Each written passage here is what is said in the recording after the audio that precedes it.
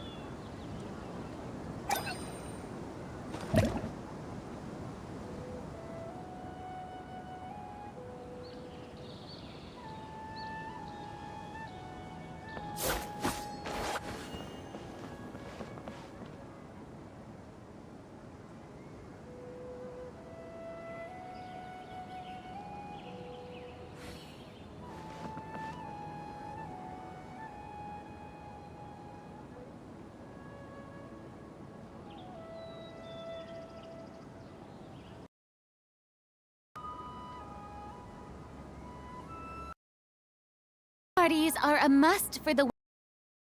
If you'd like to learn, I'd be happy to teach you.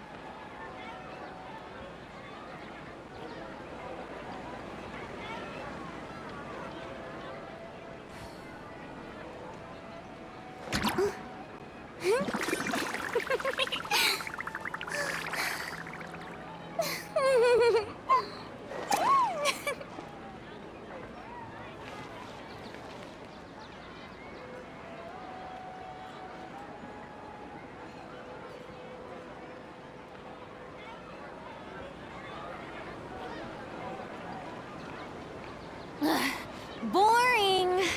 Isn't there anything else more interesting to do?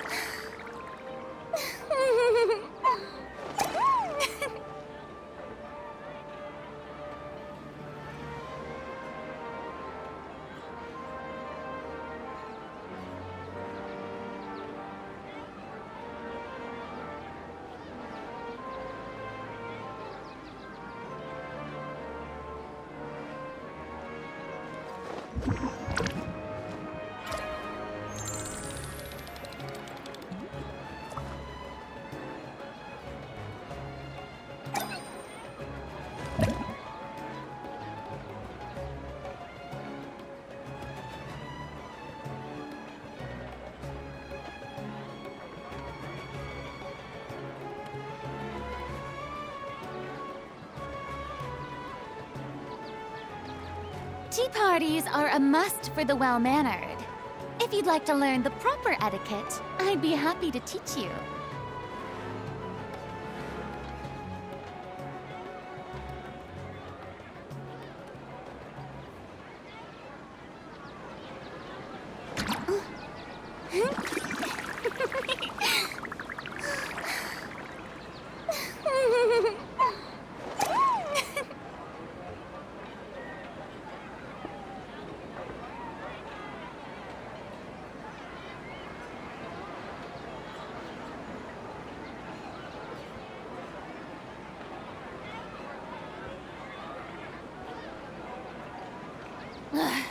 Boring!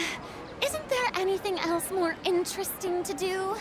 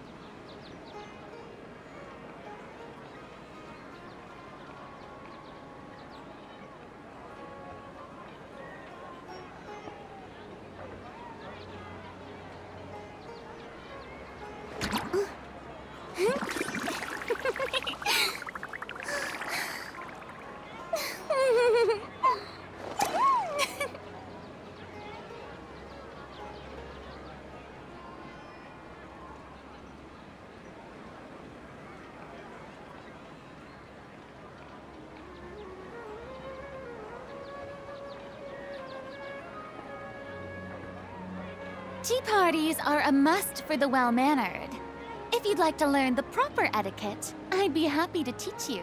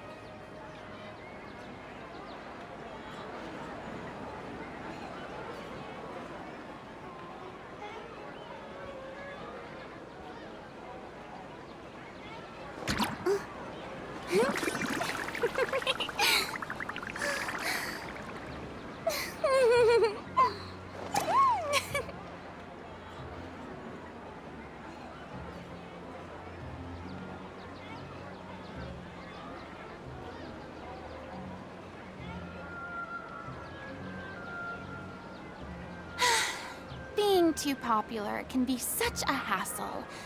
Who knew the people would adore me so much?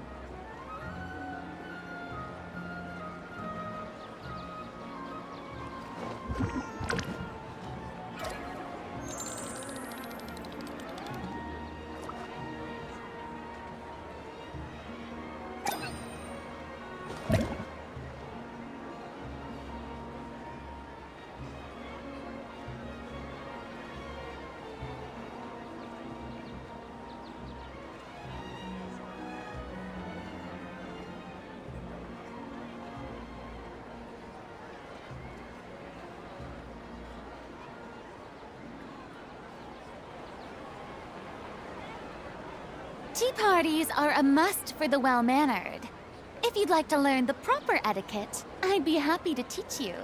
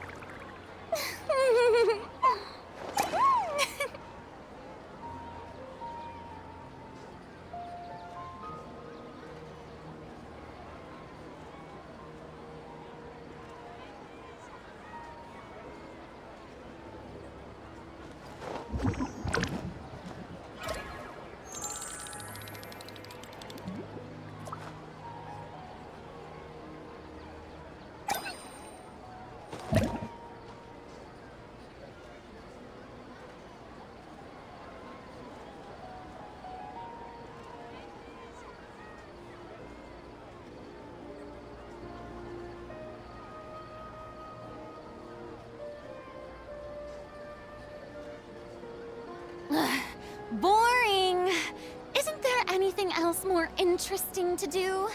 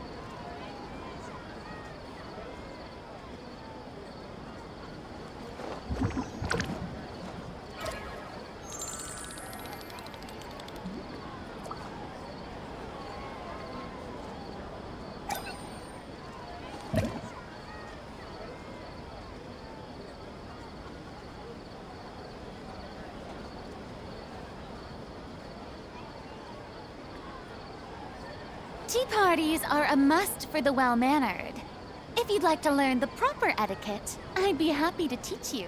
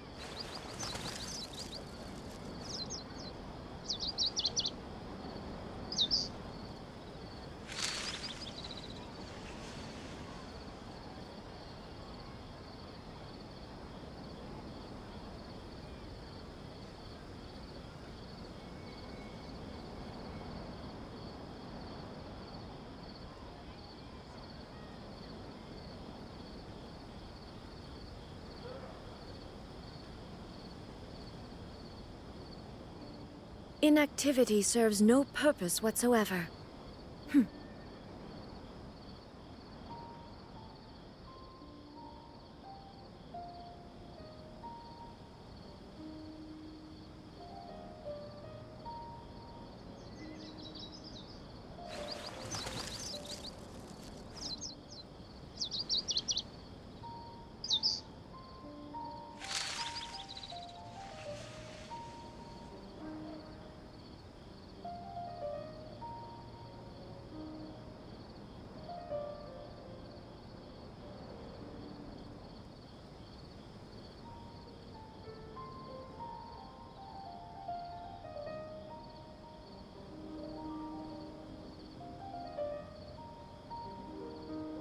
The world remains constant over the centuries, but human life is like the dew at dawn, or a bubble rising through water.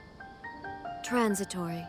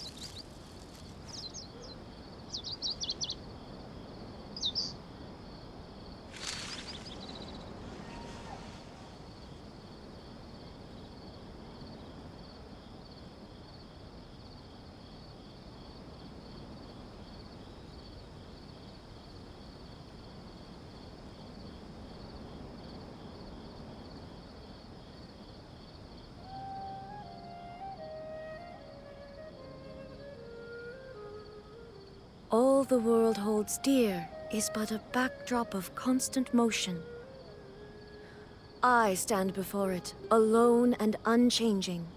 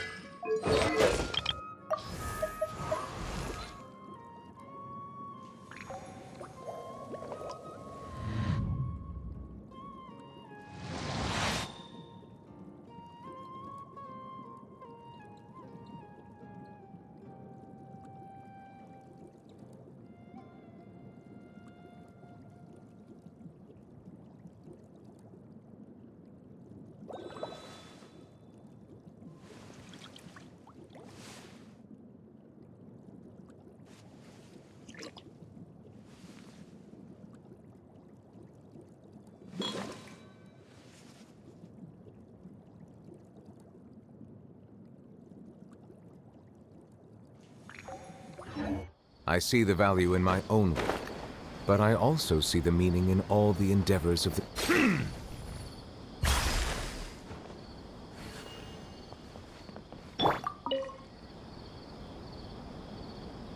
Perfect.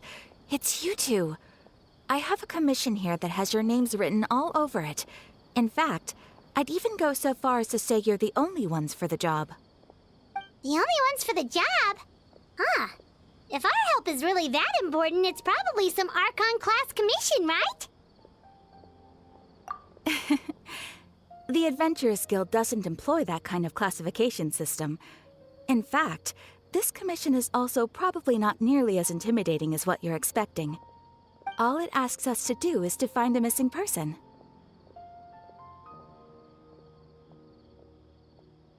Huh? Then why did you say we were the only ones for the job?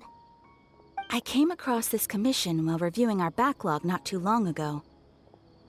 It seems simple, but our records indicate that over a dozen successive efforts to complete it have all ended in failure, despite attempts by several accomplished and renowned adventurers.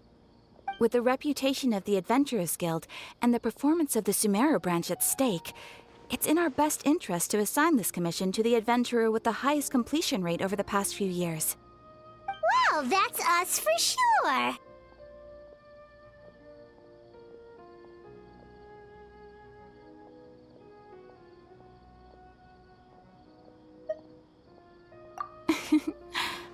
All I'm asking is for you to give it your best shot.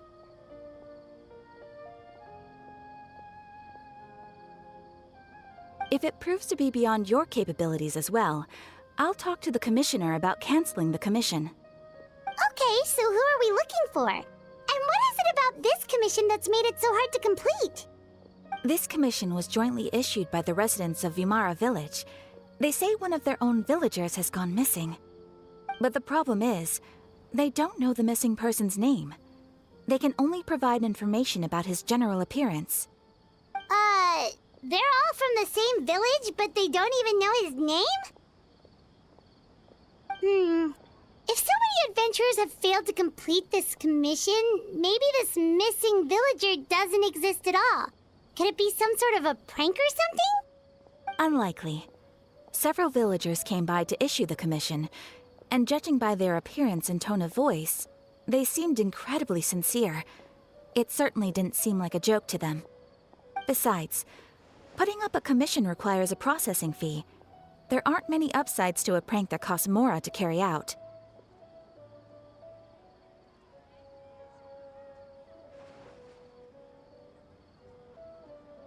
In any case, it would probably be best to go to Vimara Village and ask around first. The Adventurers Guild does have some information on hand, but I would say anything you can learn directly from the villagers would be far more reliable. The best way to avoid misdirection is to go to the source. All right then, let's go! I'm starting to get really curious about this whole thing.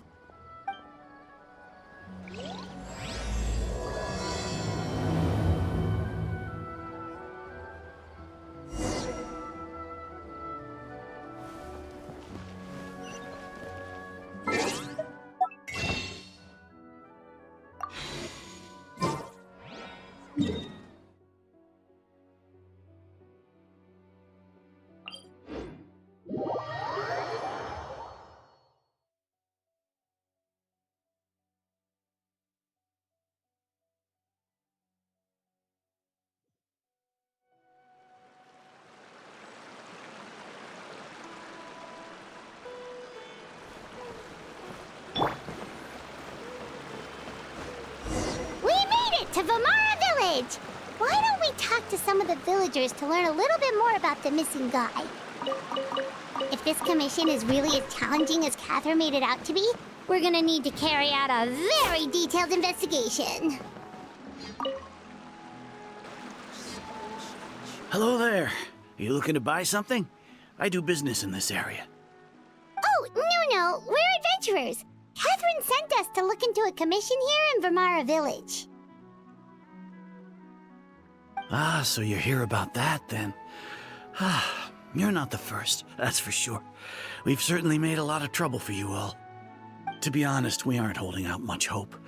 Many adventurers have made their way out here, confident they'd be able to help us, only to leave soon after with nothing to show for their efforts. We've pretty much had it up to here in questions, and the area around the village has practically been overturned in search of clues. But no one has been able to make any headway. So, this person we're looking for, what's his name? Where did he live? Does he have any relatives? I don't know. I really have no clue. I couldn't tell you. Okay, guess you're really sick of answering questions. I'm sorry, I didn't mean to sound short with you. I was actually just giving you my answer to your questions.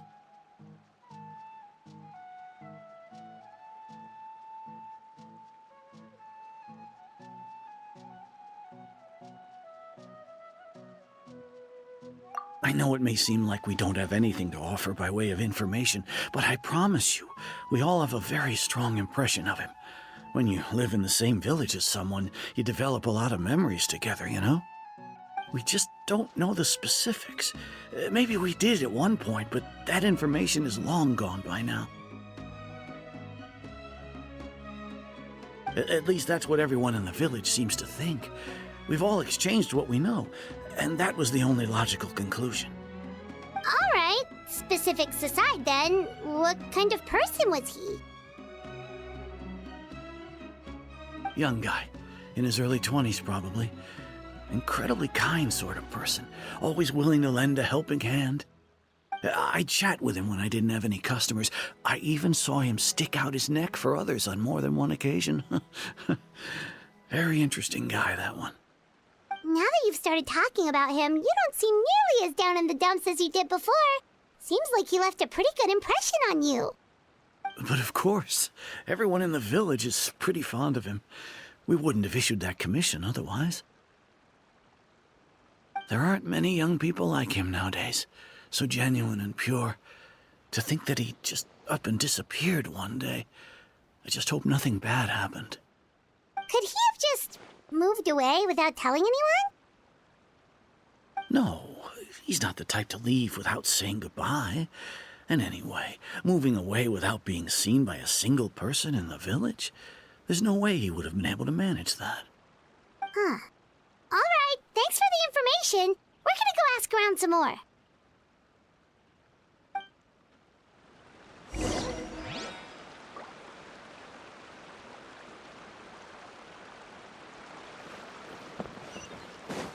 The show begins!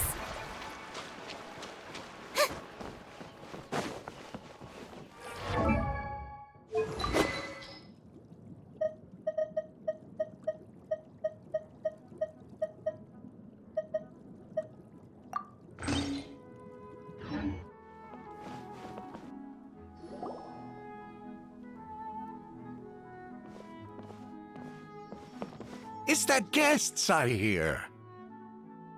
Hi, Grandpa Amadea. We're here to help you look for the guy that's gone missing. Ah, so that's what brings you to these parts. Coming all this way for our sake.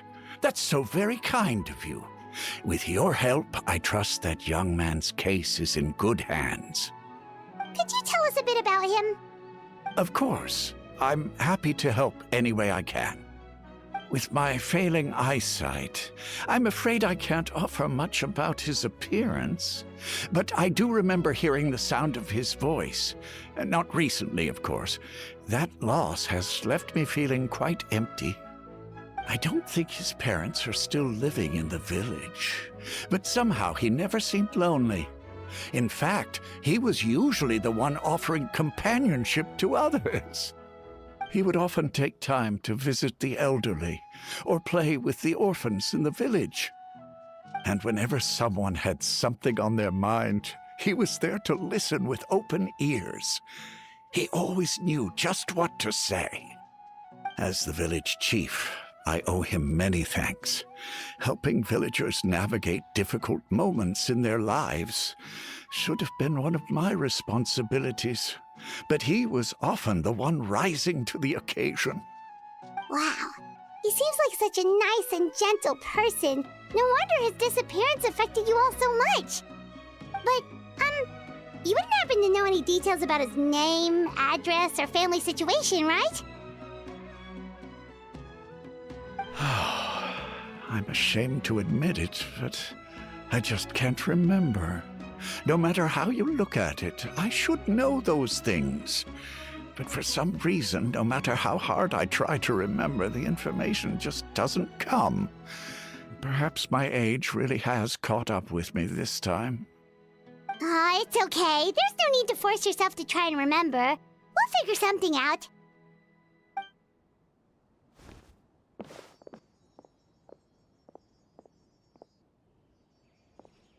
Well, Traveler, what do you think?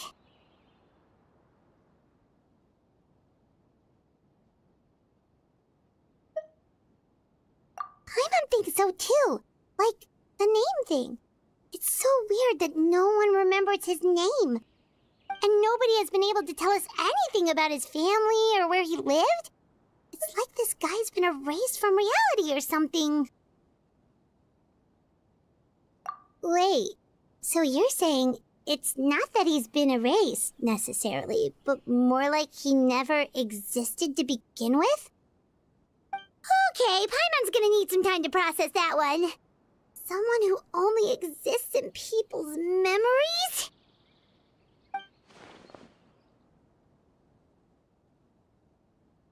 You two are the adventurers who just arrived, right? You're here for the Vamara Village Commission? Yep, sure are. We were just looking into the case. I'm so glad to hear that. Thank goodness you haven't given up. I've been so worried the Adventurers Guild might cancel our commission. My name is Atosa, by the way. I grew up here in Vamara Village. Anyway, I just wanted to say, please keep searching for a missing villager. I'm begging you. You have to find him.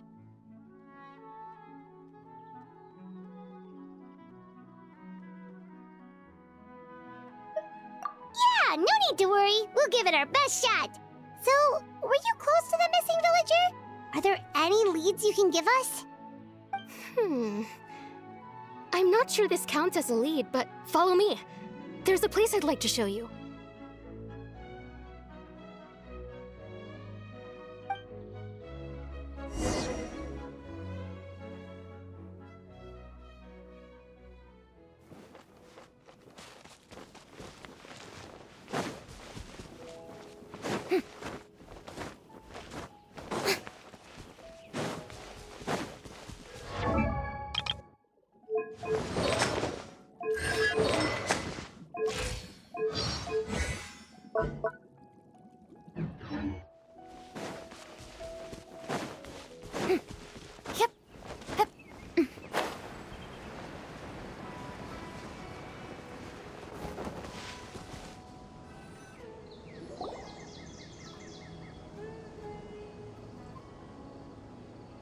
Is this the place? Under this tree? Yep. I know it doesn't look like much, but this place is very meaningful to me. It's so full of memories. We used to always sit together under this tree and talk. Sometimes we would look up at the clouds in the sky, or stop to feel the wind against our skin. We could sit there for hours at a time, never realizing how long it had been. I was actually adopted by the people of Vamara Village. The forest rangers found me in the woods as a child. I was surrounded by such good people, and growing up in the village was so lively. Still, there were times when I couldn't help but feel incredibly alone. Alone? How should I put it? When something's bothering you, or when you have good news to share, you always want to talk about it with somebody. But for the longest time, I didn't know who I could talk to, or if I should say anything at all. Everyone has their own problems to deal with. Even if I might want to confide in others, I don't want to become a burden. Really? You know exactly how I feel?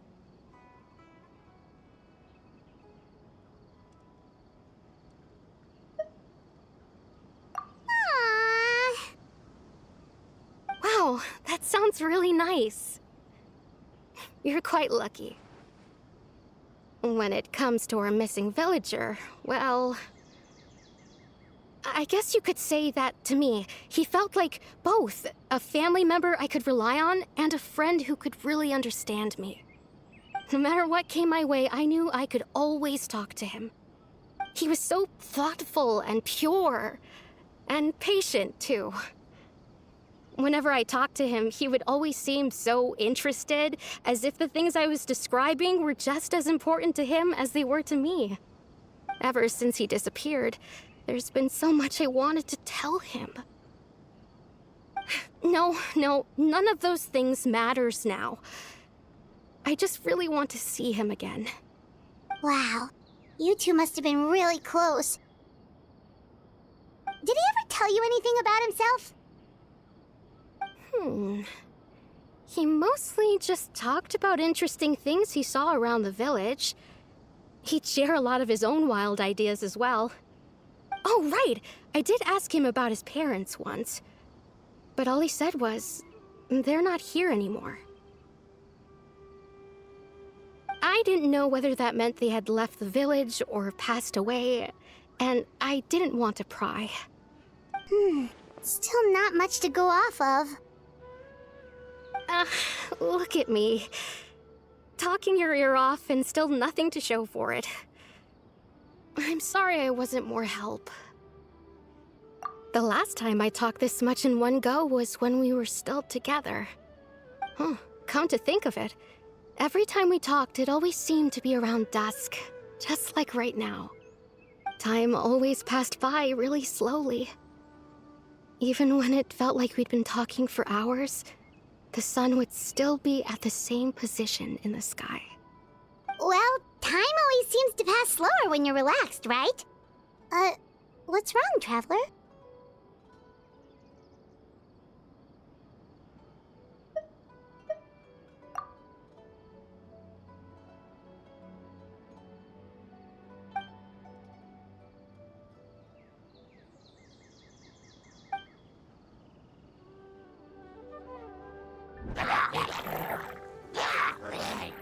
Hey, look at those hilly churls over there.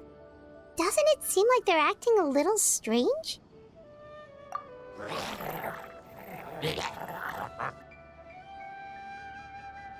The Abyss Order. Could they be the ones behind all of this?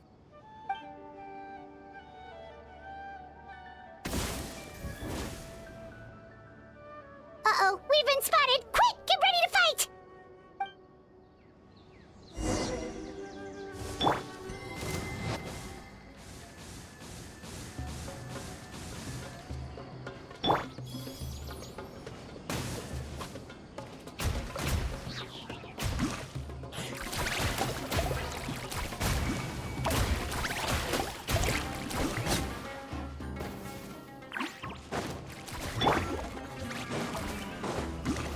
Gather! Shine down!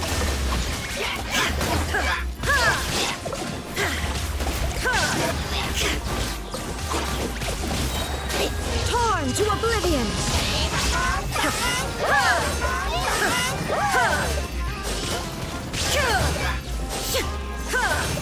There is no escape! Bow your head.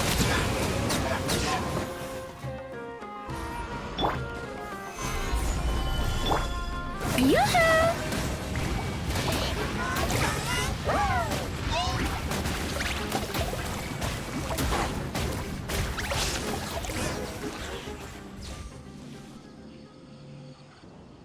Thank you so much. I wasn't expecting monsters to show up. If you hadn't been here, I'm not sure what I would have done. It was no trouble.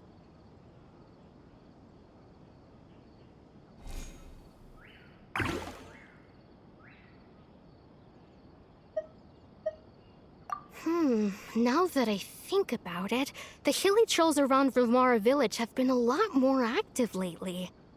They seem agitated and would often attack anything in sight. Chief Amadea doesn't allow the children to play in the area around the village anymore. Maybe the Abyss Order really is involved. Well, we should head back and check out the situation in Vilmara village just in case. If the Abyss Order is plotting something that could spell trouble for the villagers.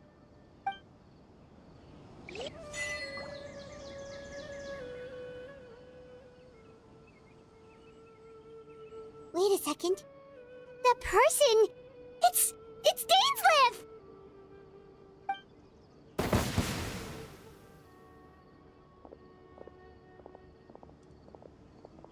Ah, it's you two.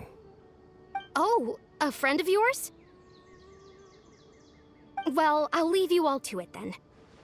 I should head back to the village and check up on Chief Amadea and the others anyway. See you later.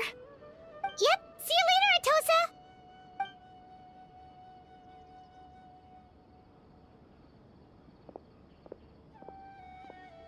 Why do you always have to pop up out of nowhere like that? Is it your life's mission to jump scare us or something? It's hardly personal. Or intentional, for that matter. As long as you and I are both in pursuit of the Abyss Order, we're bound to cross paths. Ah, so you're here to investigate the Abyss Order then. That would explain the monsters you were fighting just now. Naturally. Hold on. Are you not here for the same purpose?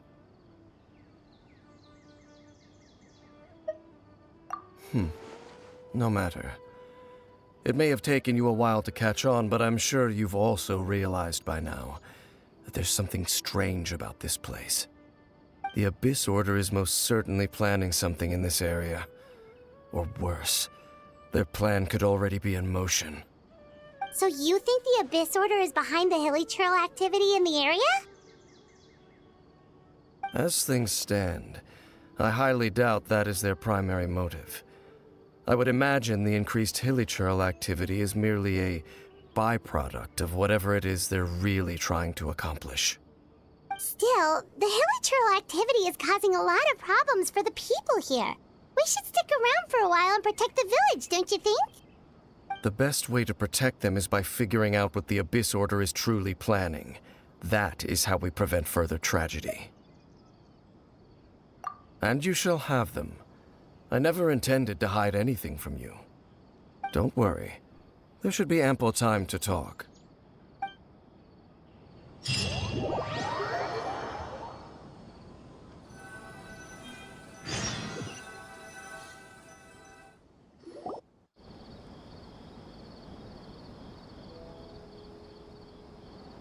Ah, so that was the commission that brought you here to Vimara Village.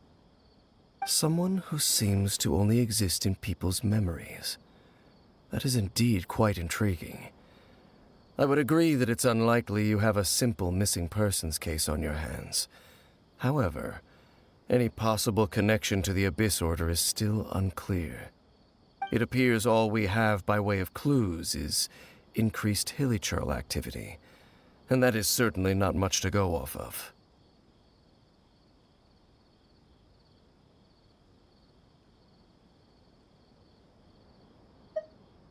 Right!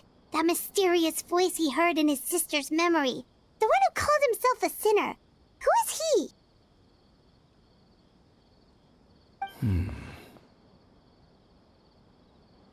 Traveler, let me ask you this. Do you believe your sibling to have betrayed you?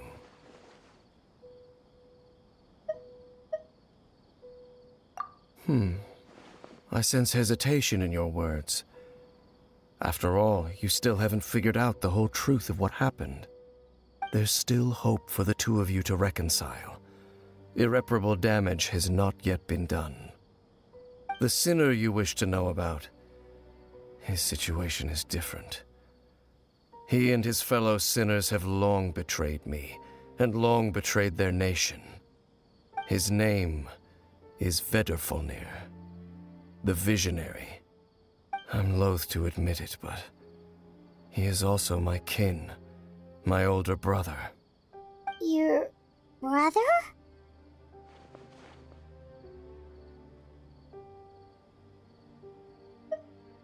There were 5 of them, the 5 sinners of Kanria. The wise, Roptatir. The visionary, Vedrfolnir.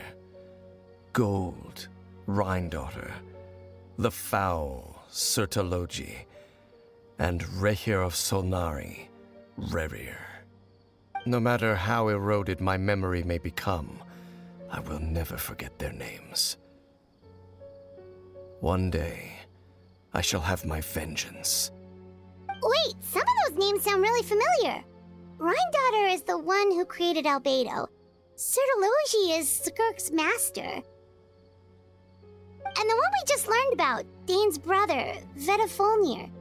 If he was the voice of the sinner, then the one who inspired Clotar to create the Abyss Order was him.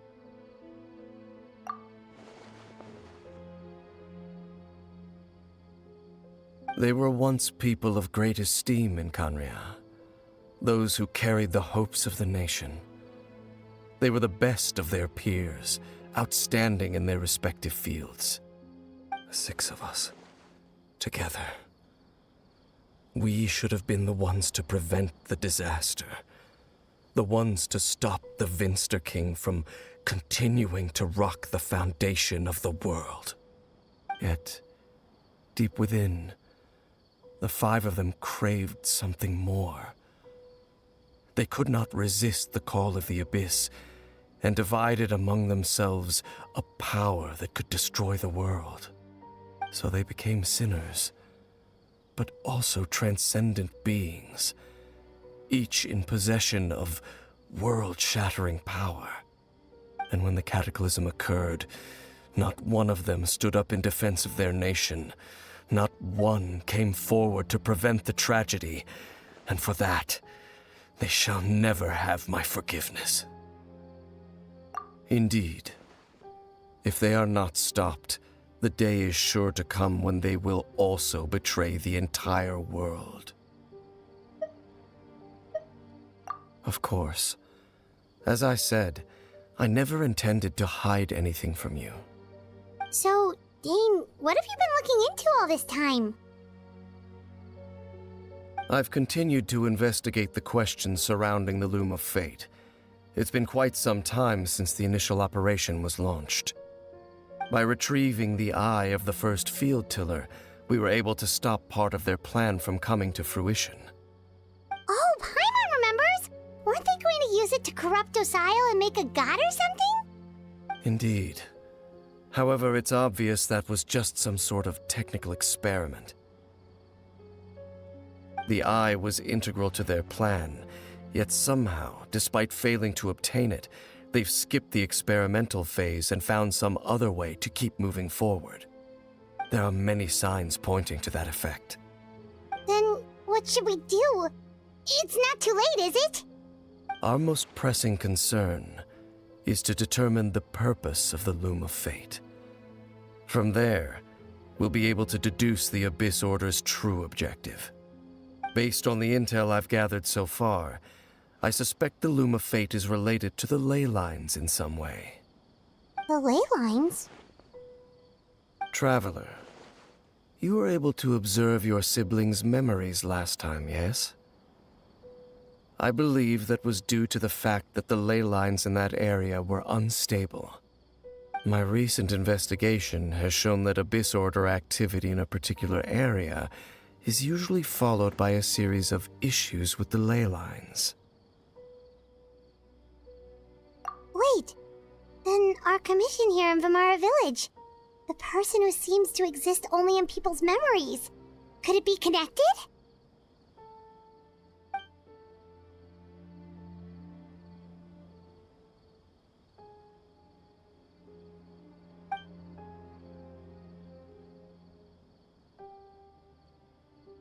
It's certainly possible.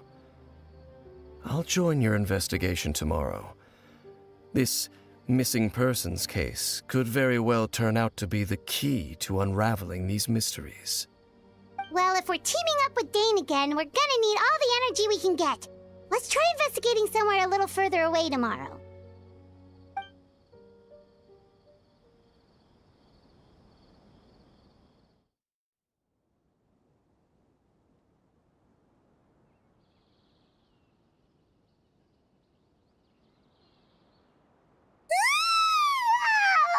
So tired. Paimon used way too much brain juice yesterday. It's all Dane's fault saying all that complicated stuff. Well, let's go find Dane. We've got a lot to do today.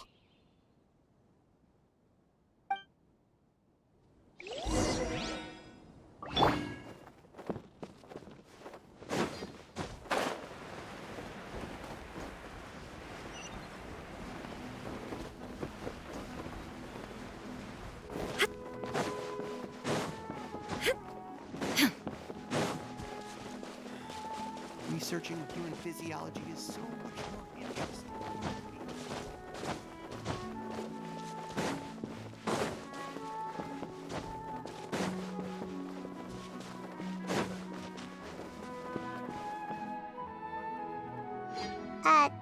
Dane? Hello, Dane? Why are you just zoning out over here?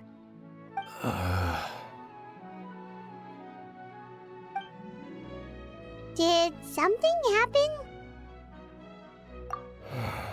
The missing person from your commission. Could you describe them to me? Oh, young guy? Early 20s? Seriously, Dane, what's going on? There appear to be certain memories in my mind that weren't there before. Memories of him. Maybe we just talked too much about him yesterday and you had a weird dream or something? No, it wasn't a dream. They're memories. Memories that suddenly appeared in my mind after I woke up. And I'm certain I've never met this person before. I remember handing him the eye of the first field tiller.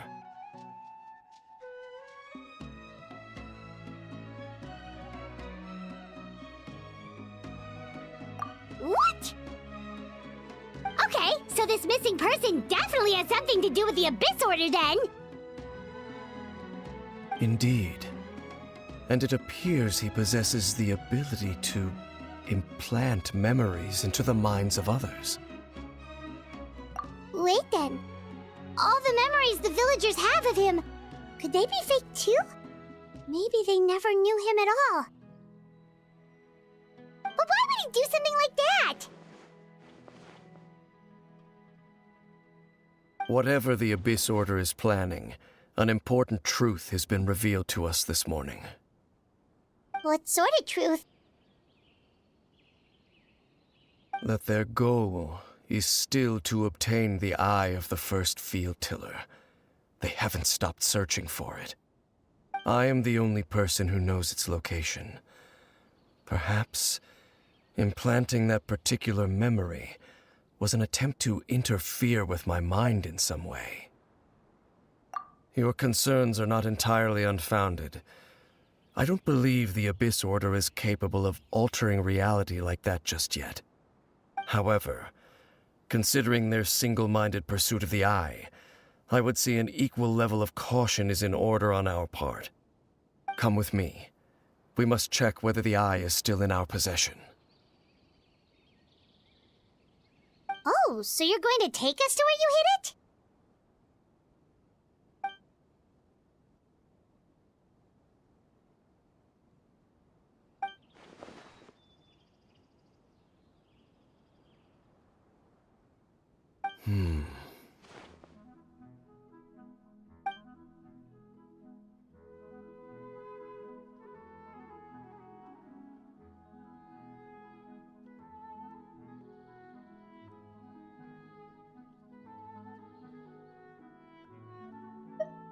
Of course.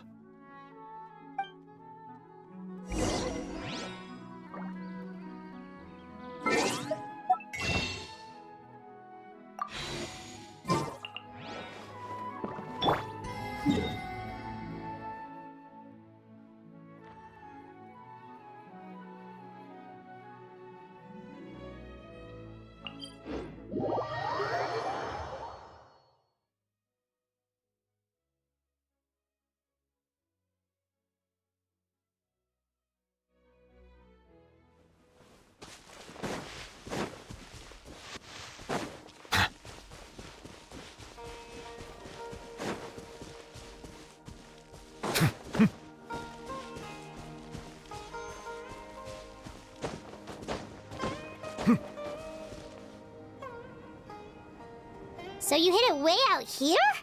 Not an easy place to discover, that's for sure. Well, let's go check to see if it's safe. Traveler, wait.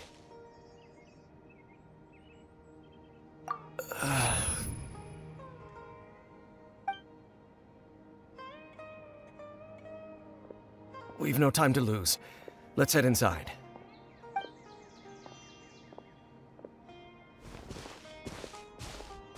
Hey, wait up!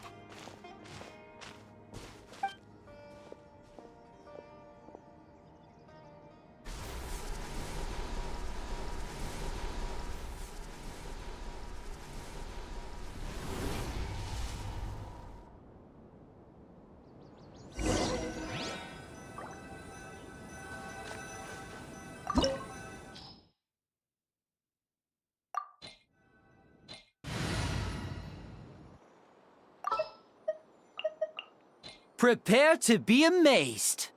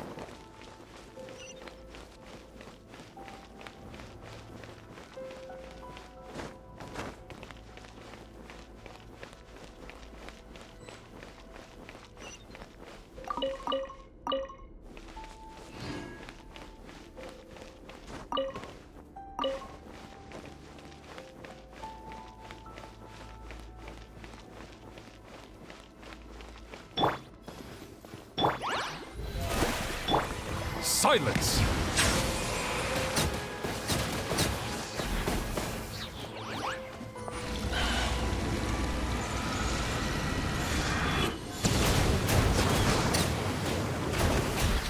Bow your head.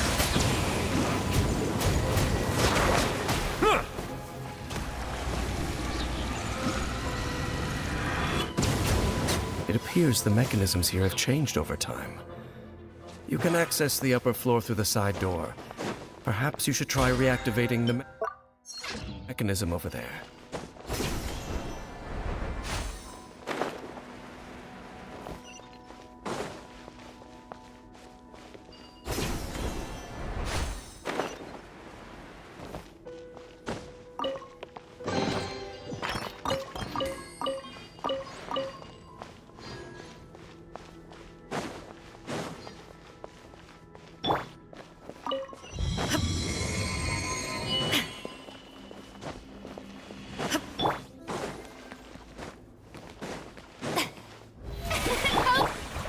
Illusion shattered!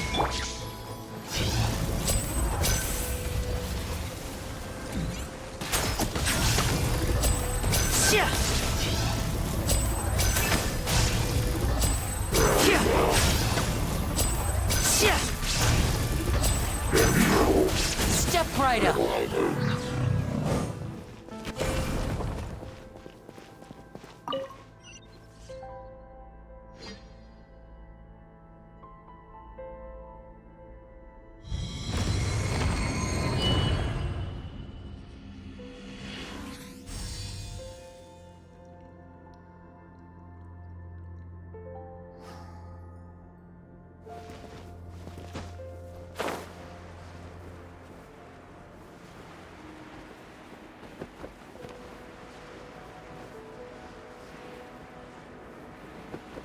Make sure all the runes are pointing in the direction indicated by the light. That should unlock the mechanism.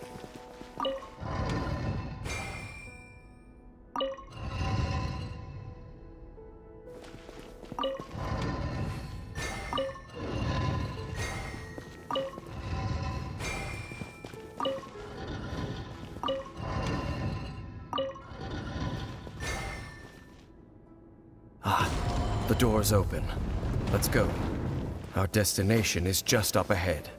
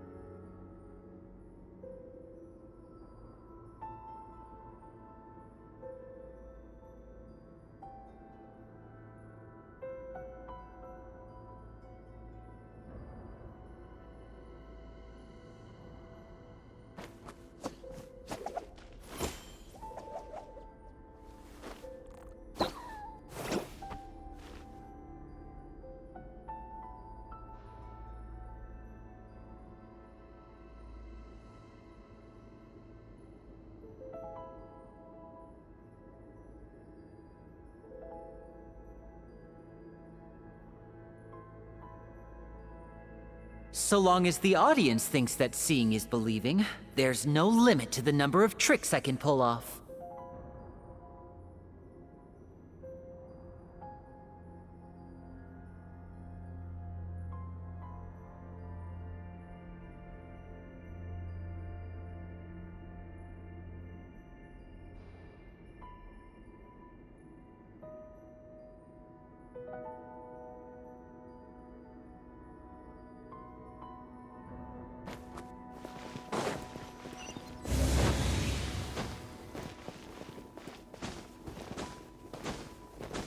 Hip!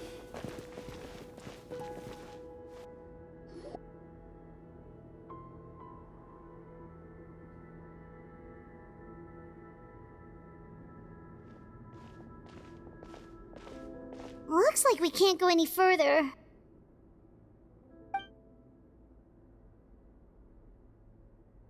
Be on your guard. I sense the presence of the Abyss.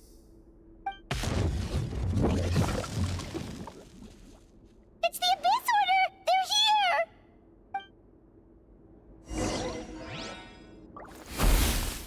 Desolation!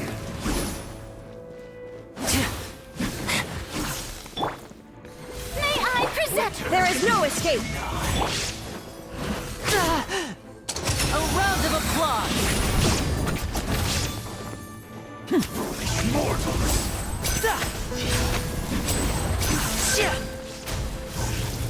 Feel the more! And voila!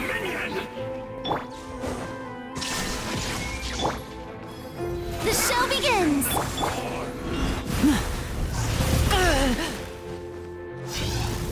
Hear the final prophecy!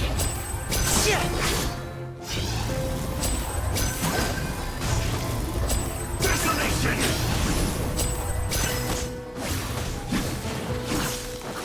Conquers all! Shine down! Now you shall perish! Frost flies!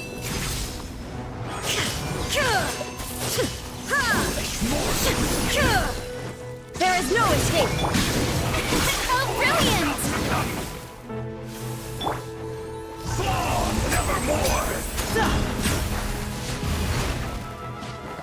Now disappear! Here comes the finale! Desolation! Conquers all!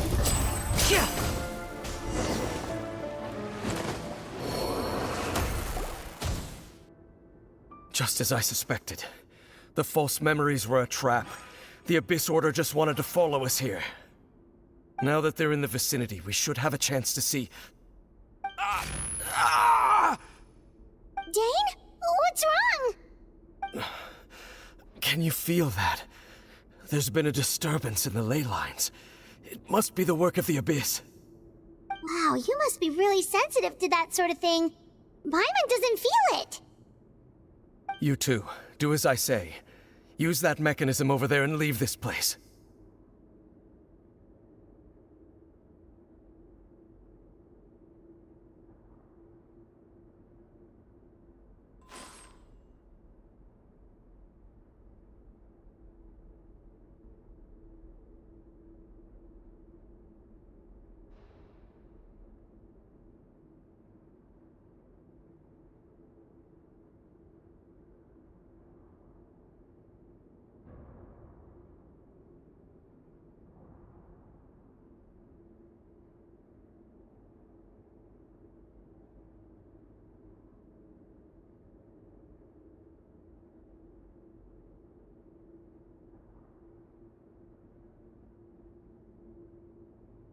The Abyss Order is putting something in motion.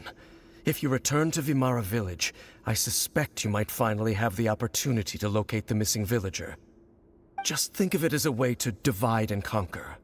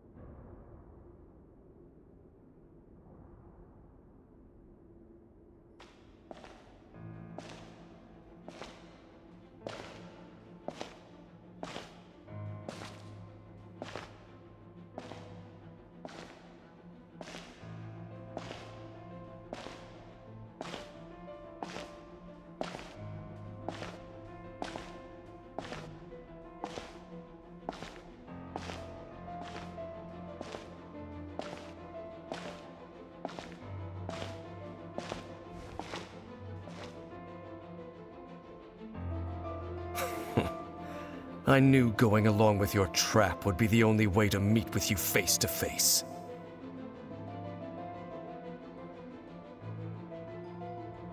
You risked your safety and that of the Eye? That's quite the gamble, Dainsleif. But I believe that I am the one walking into a trap laid by the Twilight Sword. So you came here all on your own? What about those followers of yours? When the Twilight Sword is prepared for battle, any army I could send would only be marching to their doom. Better that I face you alone. I know you must have a lot to say, but if it's a conversation you want, you'll have to defeat me first.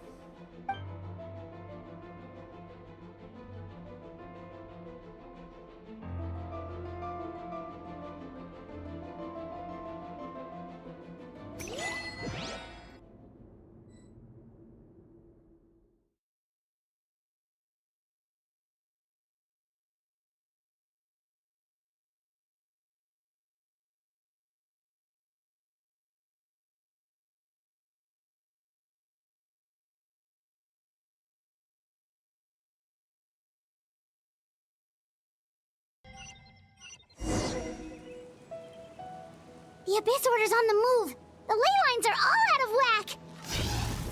We better hurry back to Vimara Village and see what's going on.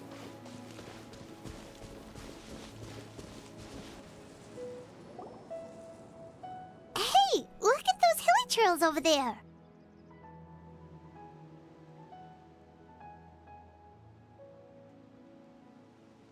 Weren't they acting super agitated just a little while ago? Why are they so calm all of a sudden?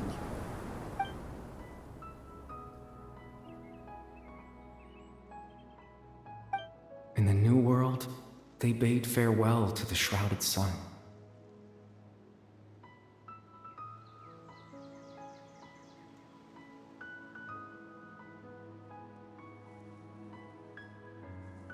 At last, they no longer needed to dwell on their suffering, or try to differentiate between various thoughts of blasphemy.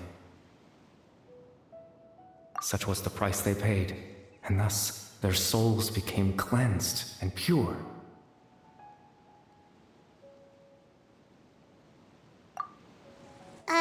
Did you hear that? What was that sound just now?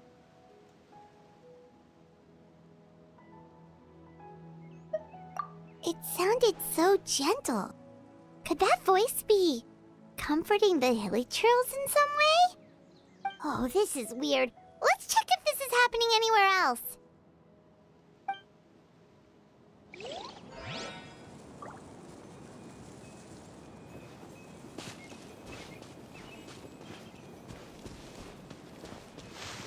Looks like the same thing is happening over here, too. The hilichurls are calm. You see, we're both still here.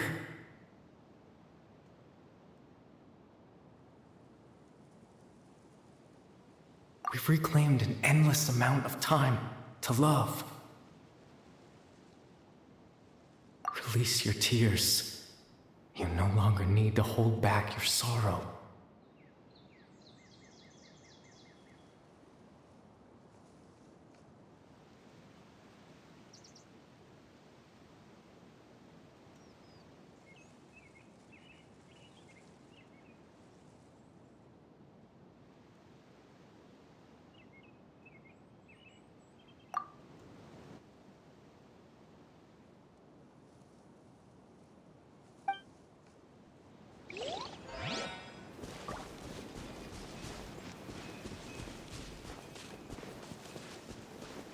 Over there.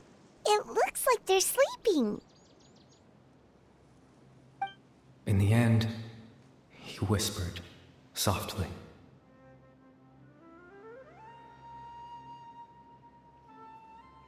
Sleep well, Father. Sleep well, my beloved people. When you awake, that which differentiates us shall be no more. It almost sounds like a poem or some kind of story. Well, now that the hilichurls have calmed down, Vimara Village should be safe at least. Let's put this situation to the side for now. Dane said this might be our chance to find the missing villager, so we should head back to Vimara Village before it's too late.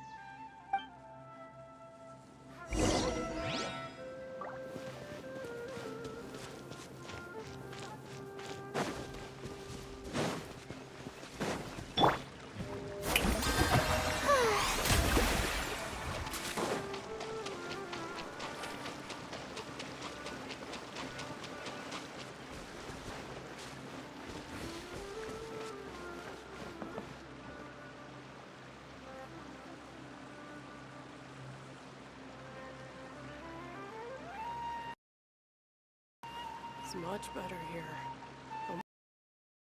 A research topic.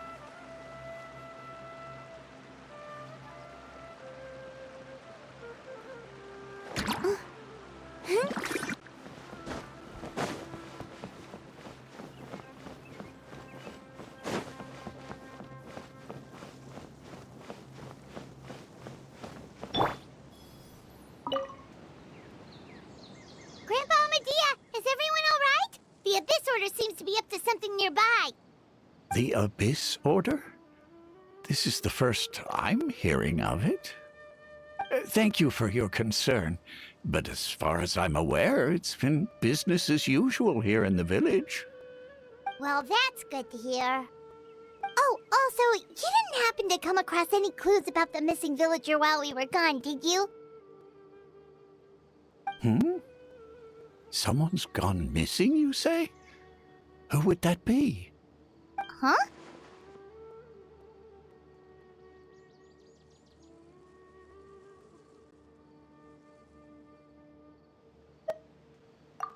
You know, the young guy from Vimara Village. The one you've been looking for all this time. You posted a commission with the Sumeru Adventurers Guild. That's kind of the whole reason we're here, actually. your missing persons commission. Ah, I do apologize, you two. I hope I'm not worrying you too much. I'm sure it's just my age making me forgetful again. At least right now, I can't seem to recall whatever it is you're referring to. Perhaps you should try asking someone else. But how is that? All right. Thanks for your help, Grandpa Amadia.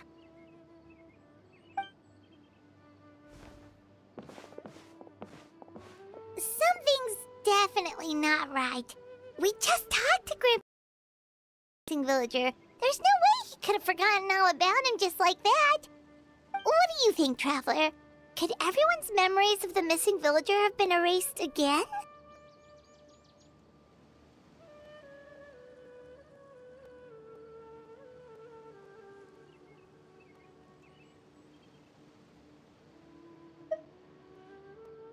You're right.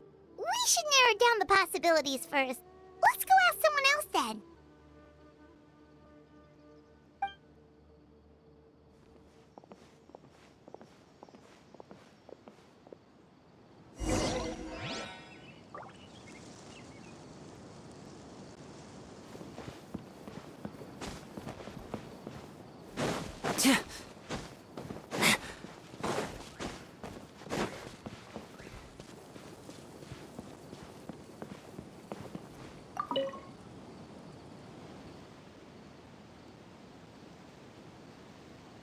Someone's gone missing? Who? Just as expected. That guy you said a bunch of nice things about earlier? The one you always used to chat with. He's around 20 years old, and you said he was a kind, warm-hearted person? Oh, I know who you're talking about. Really? You remember? There aren't many young people who've earned that kind of praise from me. If you're certain that's what I said, then there's only one person who fits the bill. No doubt about it. But why'd you say he's gone missing? Yeah, I just saw him leave the village. There was someone else with him, too. They couldn't have gone far.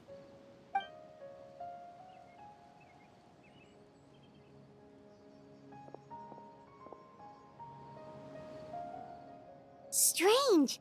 Bayram seems to remember him. And apparently he just saw him?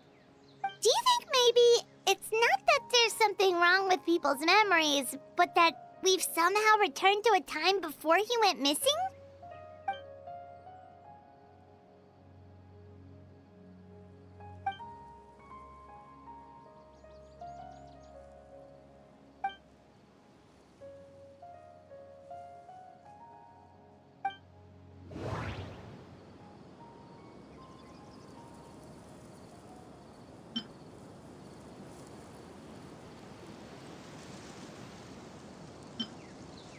If this person only exists in people's memories, maybe... Right! Paimon totally forgot about the ley line disturbances. We're in someone else's memory. Just like how you entered your sibling's memory last time. That would also explain why we seem to be at a time before he went missing. It's a memory after all. Right. If he's someone who only exists in people's memories, then we're finally on the same turf. But didn't Bayron just say that he saw him leave the village with someone? Where should we go look for him? Who knows how long this ley line disturbance is gonna last? We might not have that much time, and we don't even know whose memory this is. Good idea! That'll help us narrow things down. We pretty much figured out that the missing villager has the ability to... Right! That! Could we try to figure out more about him using what we know of his ability? Like, does it maybe leave a trace that would somehow give him away?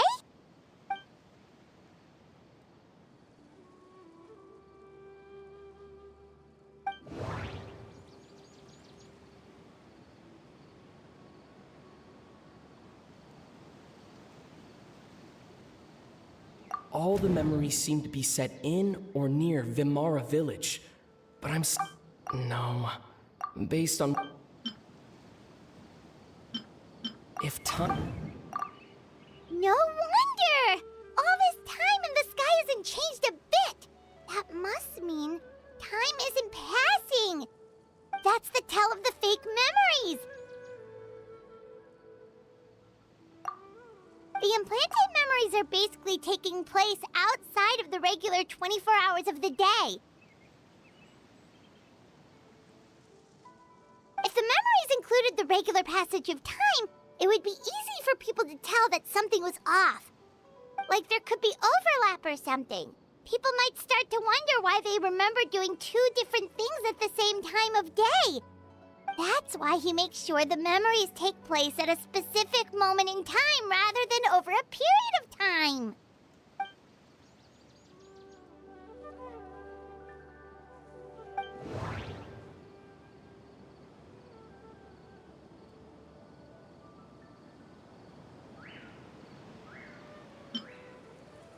Dainsleif had memories implanted into his mind.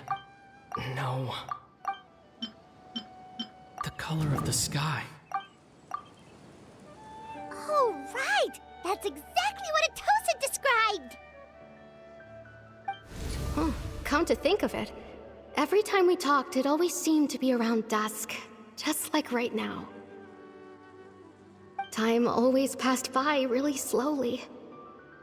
Even when it felt like we'd been talking for hours, the sun would still be at the same position in the sky. Yep, that has to be it! This is definitely Atosa's memory. Yeah, that's where they'll be!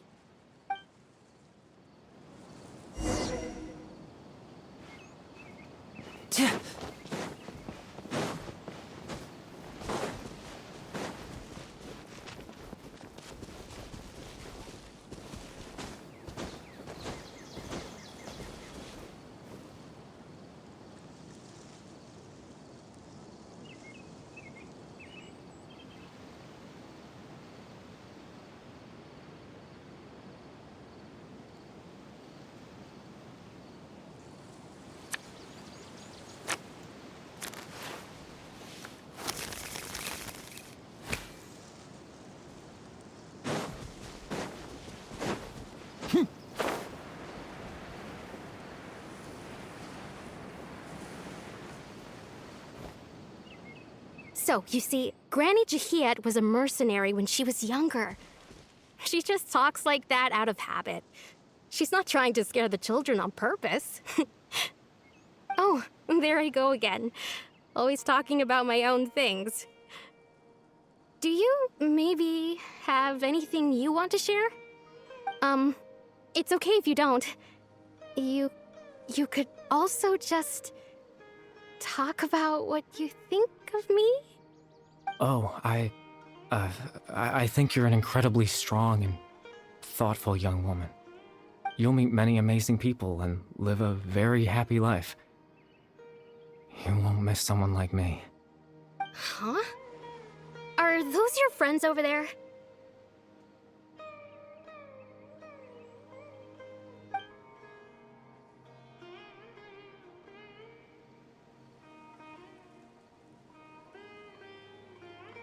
Oh, right!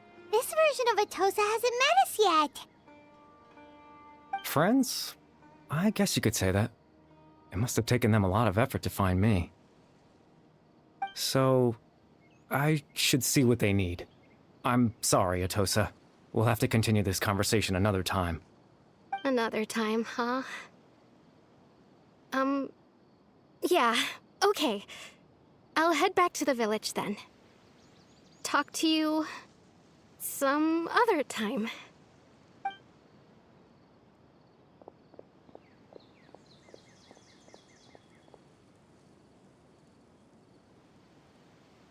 It's nice to see you, Traveler. I believe this is the first time we've met.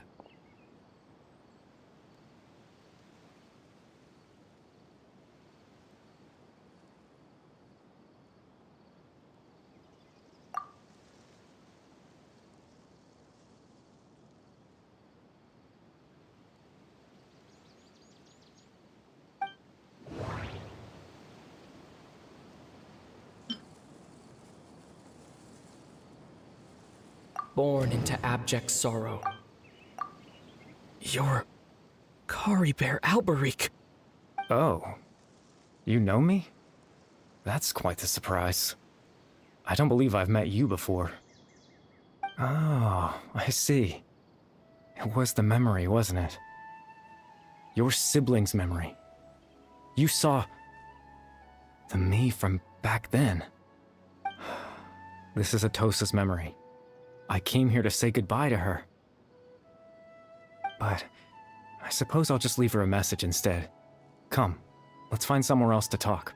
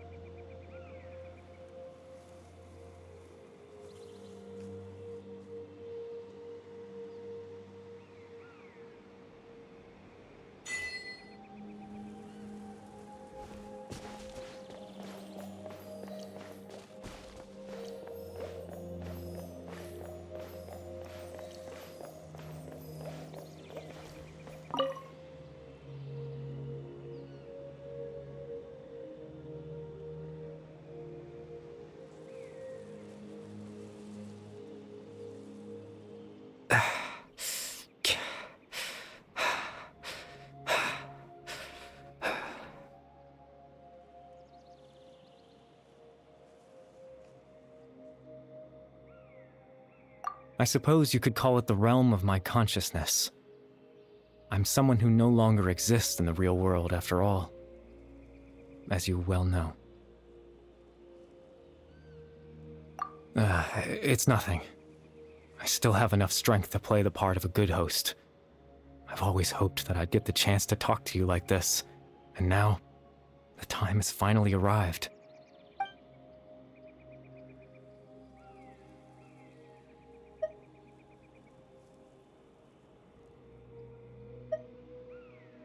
Extreme sorrow and pain, hope and regret coursing through your veins, and a degree of abyssal power that defies comprehension. Father told me that once I possessed all those elements, I would become the loom of fate. But despite his intentions for me, I never truly became the loom of fate. I was merely used as a means for its construction. In truth, I died the moment I set everything in motion. The person you see before you now is nothing but a remnant of consciousness left over within the loom of fate.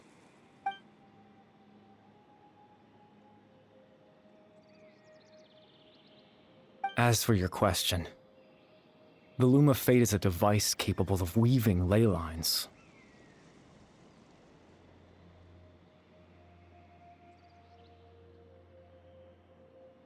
In its primitive form, it can only be used to create and implant memories. But as more of it is completed, its power becomes stronger and stronger, until finally, it has the power to weave real ley lines of its own. Once fully completed, the moment it gains the power to weave ley lines, it loses the lower level ability to influence memories. But it also becomes a tool that can change the entire world.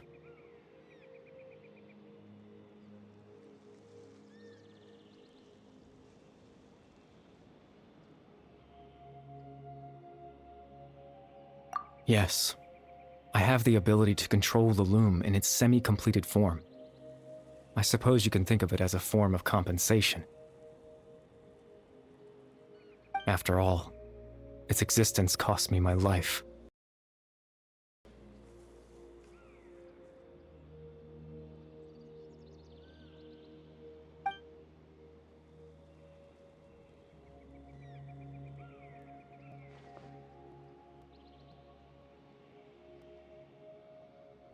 Ah, that. I was wrong to implant those memories. I'm sorry I caused so much trouble. Not only for everyone in the village, but for you as well.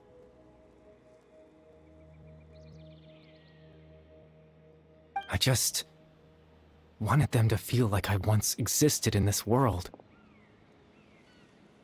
As if I had a chance at life.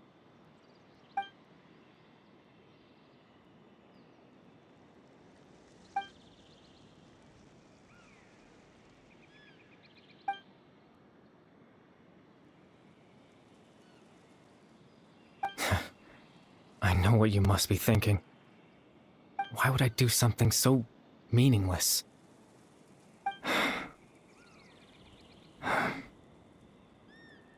But I just couldn't accept it. I had to know what it would be like if I had my own life. What kind of person I would be. What other people would think of me. Chief Ahmadiyya, Baram, Granny Jahiyat, Atosa. What would it be like if I could live alongside them? No cataclysm, no curse. Just a quiet life in a peaceful village. I was curious, so I selfishly tried to have my own life. Even if that meant piecing together the version of myself that could have been. One memory at a time. I know it sounds stupid. After all, my life ended a long time ago. Any chance at living was stripped away from me when I was 8 years old. My consciousness left to mature in an illusory world of nothingness. Even the form you see before you was nothing but an invention based on my father's appearance. An imagined version of what I would look like if I had the chance to grow up.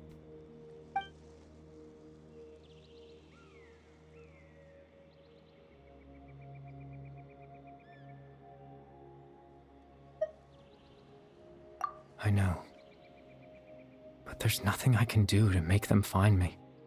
If I could exist in the real world, I would return without a second thought and surprise them with the suddenness of it all.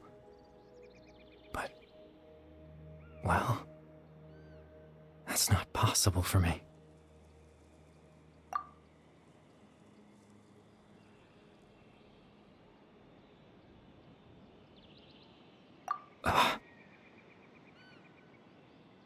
I know.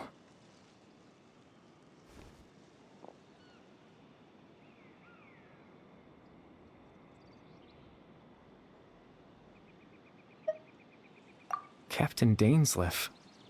Twilight Sword, you mean? No need to meet up with him. Things should already be settled on his end. Exactly.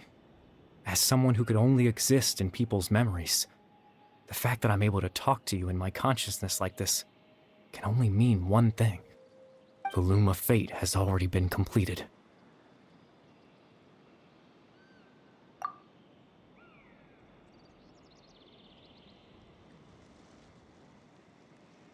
No need to worry about Captain Dainsleif. He's absolutely fine. The only reason he lost the eye was because I happened to guess exactly what he was planning.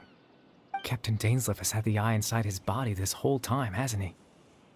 His plan was to lure the Abyss Order to a false location, capitalizing on their pursuit of the eye in order to have the chance to confront the princess. He would then hand the eye to you and tell you to take it away from that location. That way, Captain Dainsleif could accomplish his own goal and ensure the safety of the eye all at once. A very thorough plan. That's right, because in his mind, he had given it to you already.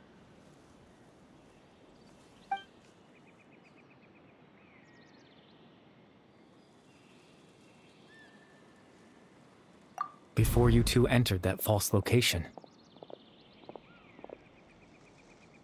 Traveler, wait.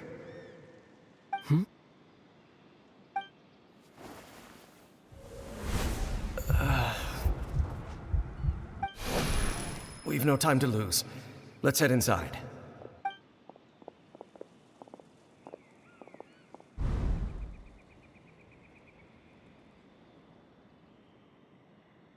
That was when I implanted the memory of him handing you the eye. Given the tense situation at that time, Captain Dainsleif failed to notice anything out of the ordinary, and took that memory to be real. I'm sorry, Traveler, but I needed the Loom of Fate to be completed. And to do that, we had to retrieve the eye.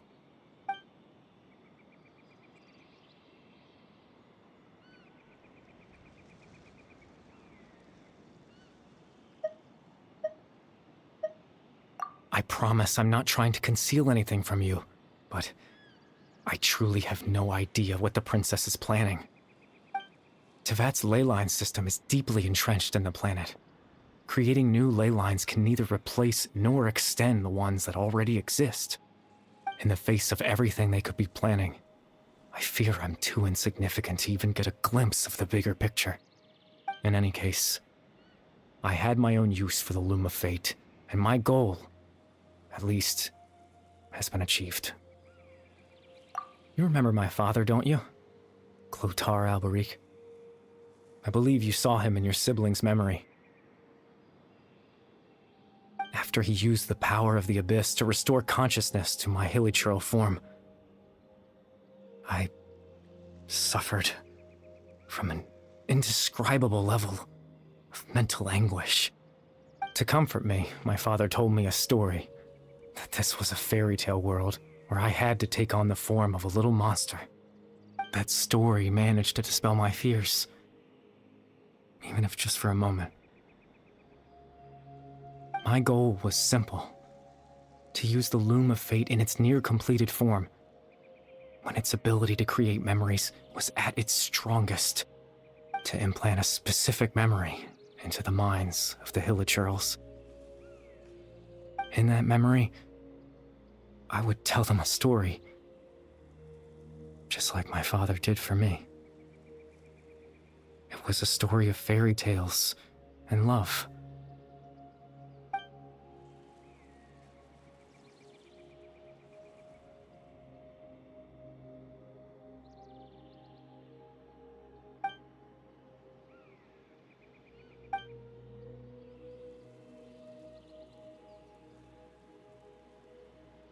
I can't change the world.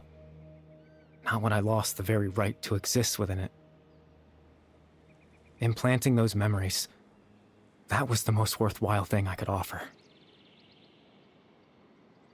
All that's left of my existence is a wisp of residual consciousness tied to the Loom of Fate. In truth, that trace of my consciousness should have dissipated long ago. My goal was the one thing that allowed me to hold on all this time. But now, the bedtime story is finished. And it's finally time to rest.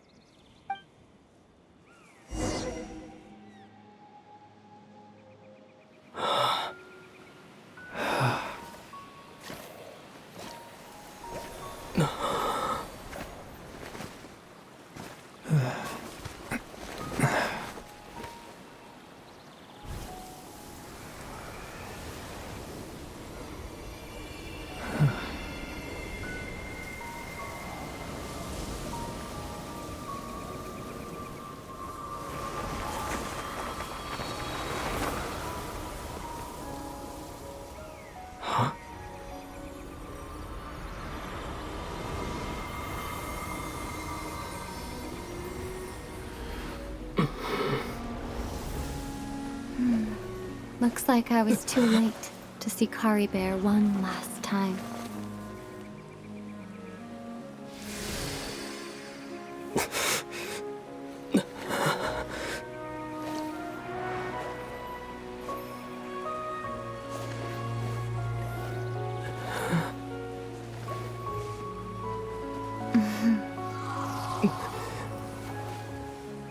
Kari Bear's consciousness is gone, and this space will soon disappear along with it.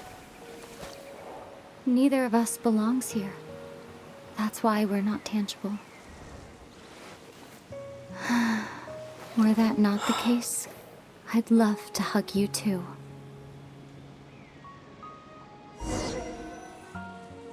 Well, how about a conversation?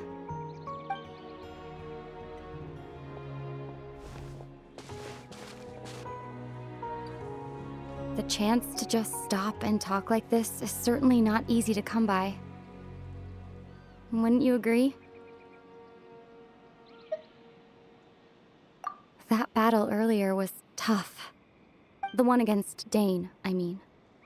I didn't expect that after everything, he would still hesitate to raise his sword against me.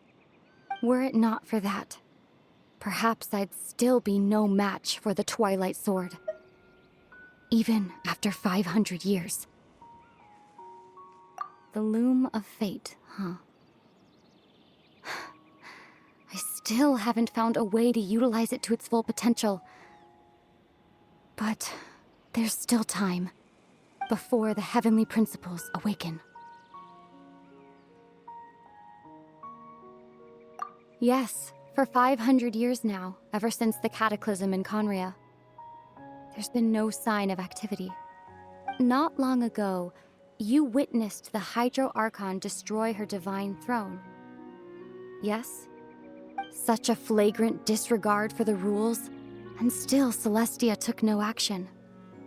I suppose that's proof enough of the Heavenly Principles situation. However, the Heavenly Principles will awaken. We just don't know when that will be, or what might trigger it. You could say that. Just look at Kari Bear. He was so pure and single-minded. The space we now find ourselves is a perfect representation of who he was. Quiet and peaceful. Even as a hilly churl, seeing the terrible sight within the mirror wasn't enough to taint his spirit. He brought comfort to the people of this world, even though he was denied the very right to be a part of it. So ask yourself this. Who was it that deprived him of that right to exist? Of course, that's only one example. My feelings about the Heavenly Principles are too complicated to explain in just a few words.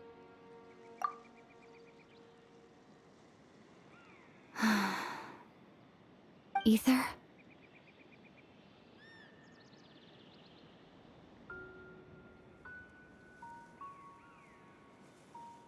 You're the only one in this world who calls me that. There's so much I wanted to ask you, but for some reason, I'm not interested in asking those questions right now. There's just one thing I have to ask. One thing I could never understand. Why? Why can't we continue our journey together?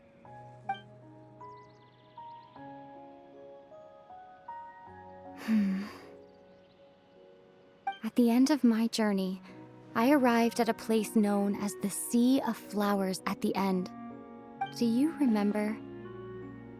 A long time ago, when we traveled between worlds together, you told me you wanted to find a place in the universe where that one flower was in full bloom. To have a place like that suddenly appear before me. Well, would you think of that as a coincidence? You mean... I miss you too, Ether.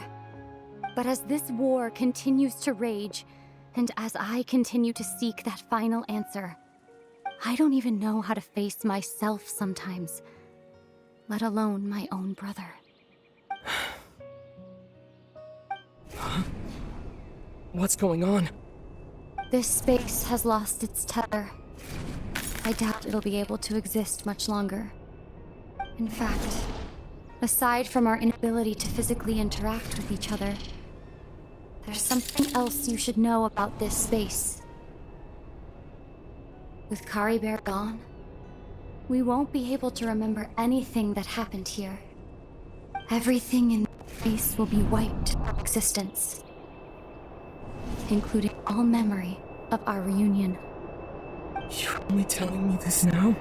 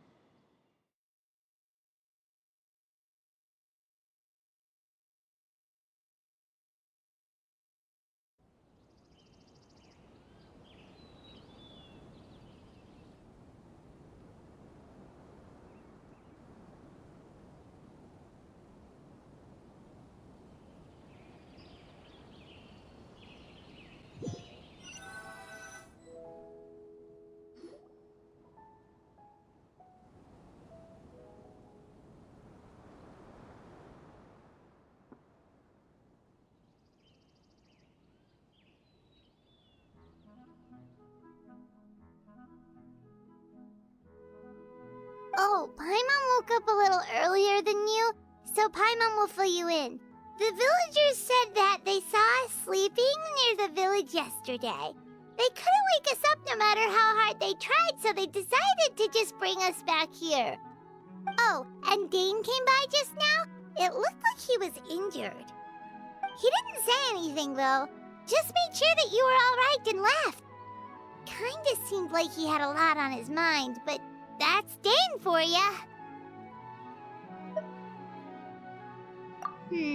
Let's think for a second. We were in that memory, and we saw that guy you called Kari Bear. He was the missing villager that we've been trying to find, right? And after that, Paimon doesn't remember what happened. Wait, really? What a score!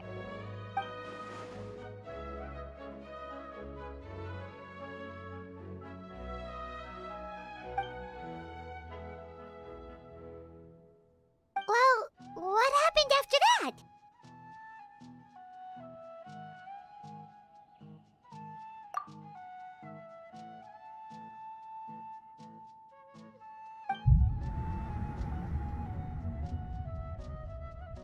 Ah, there you are. Sleep well? Bayram? You sure seem happy. Did something good happen? Something good? Huh. Wasn't anything good or bad, I'd say. It's just that, well, the village organized another search party yesterday. It didn't feel right to leave all the searching to the adventurers. So there we were, searching away, when suddenly this one guy said it all came back to him. According to him, one day around dusk, he was passing by this one tree outside the village, and he saw our missing villager. There he was, sleeping under that tree all by himself. His parents came a little later to wake him up, and they all left together. They looked like quite a happy family, apparently. And after that, well, we all started to feel like that really is what happened. Kind of strange that we forgot all about it for so long.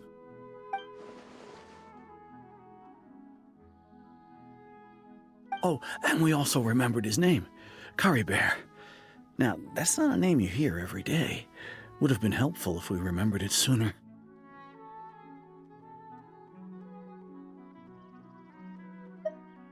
Well, I hope he's happy wherever he is, and we're all relieved now that we know what happened. Seems like everyone thinks Kari Bear left the village. That's probably for the best. At least they have some sort of explanation now.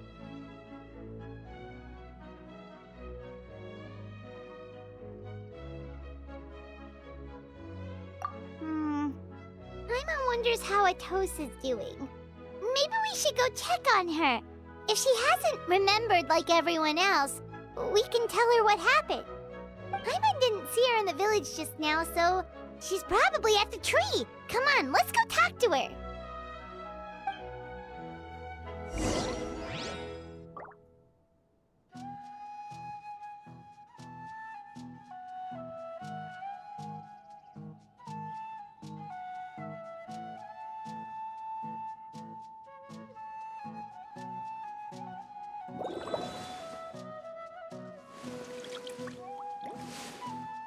such a great place for a vacation. Let me just take a few more days off.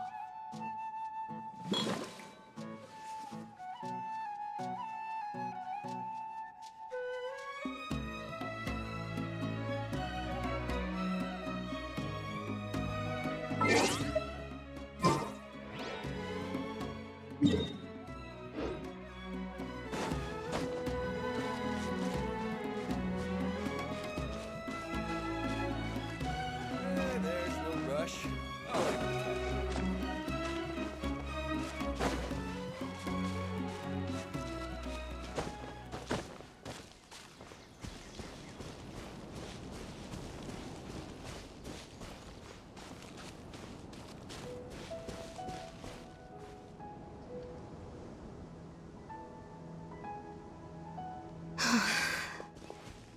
Hey, Atosa, how's it going? Oh, it's you two. I was just about to go looking for you. I wanted to thank you. I was part of the search party, so I remember what happened to Kari Bear now. Honestly, I just can't believe I forgot something so important.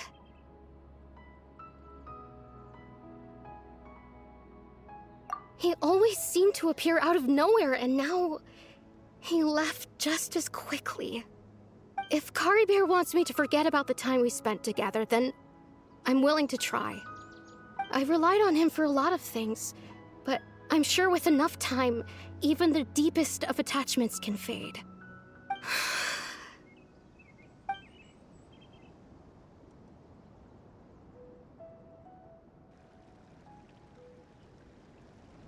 Okay, I'll admit, I'm just putting on a brave face.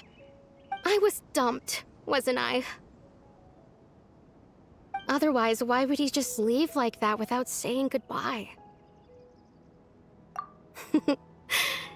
You don't need to comfort me.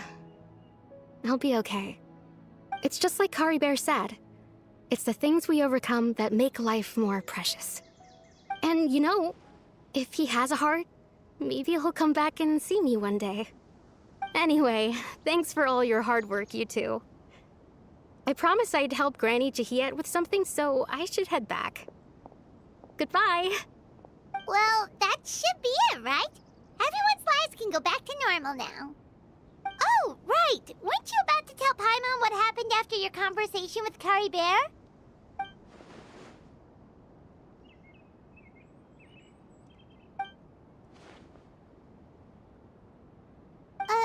A picture? Where'd that come from? Let Paimon see!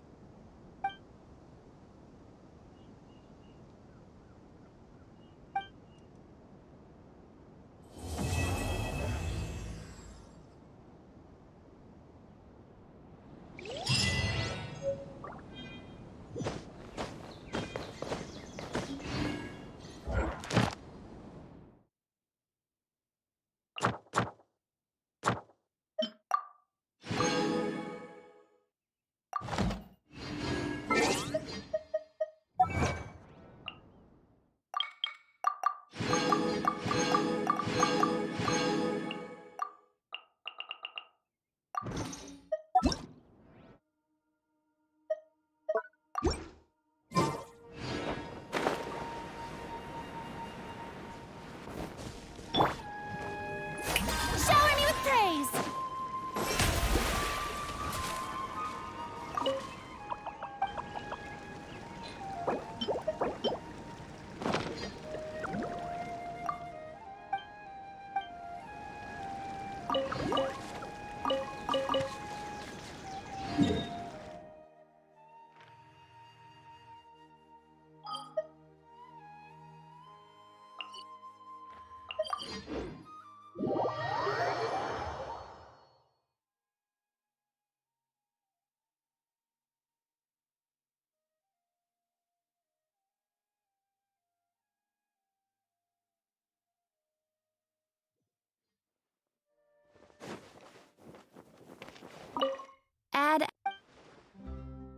Thank you for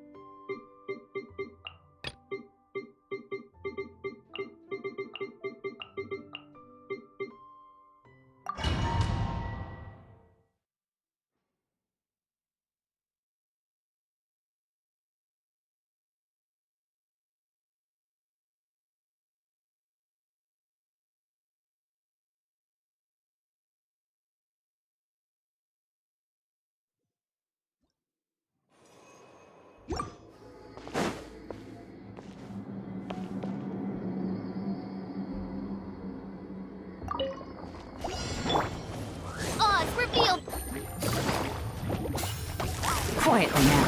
Game's up. Time's over. As one with wind and cloud. Midnight Phantasmagoria.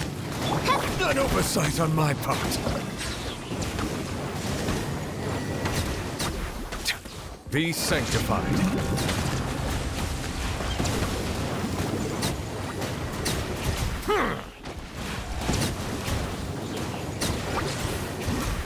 Settle down.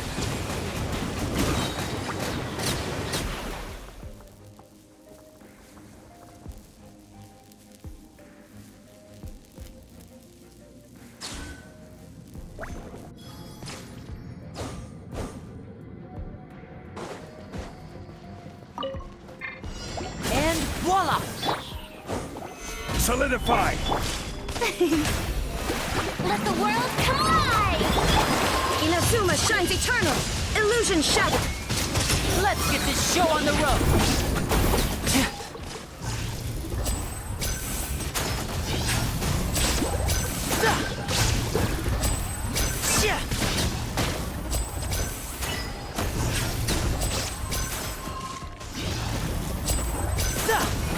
Step right.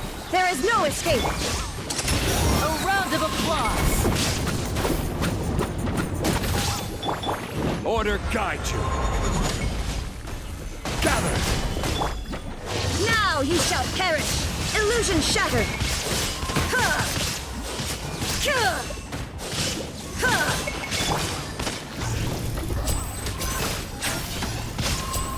Shia!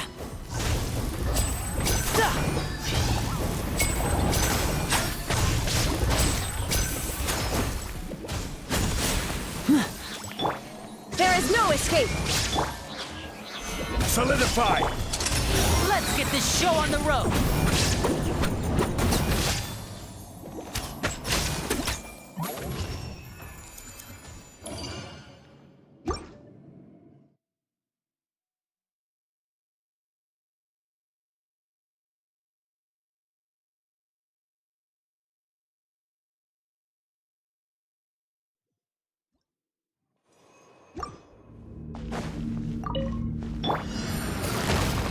Gotcha.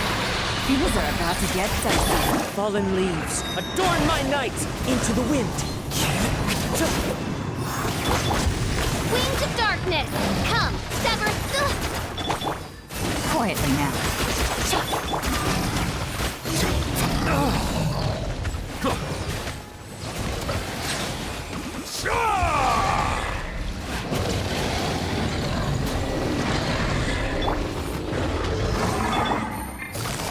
Gotcha. One with nature. Game's up. Fun's over.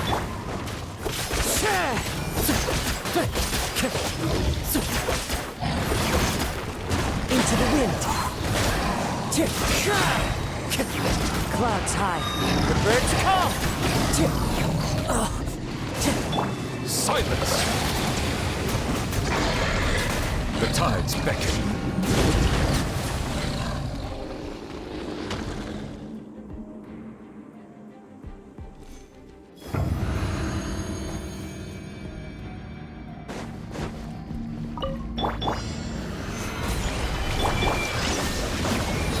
Torn to oblivion!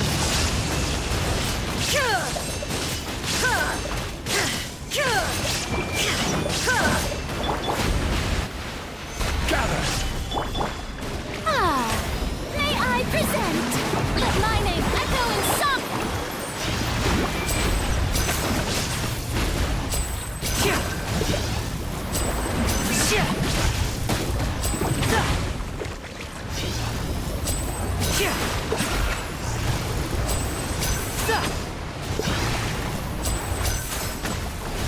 And voila!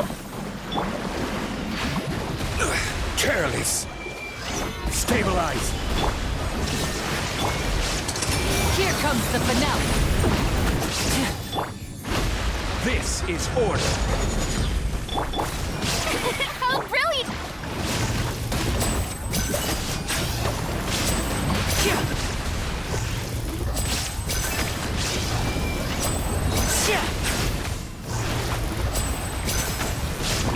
Step right up. Solidify! Inazuma shines eternal!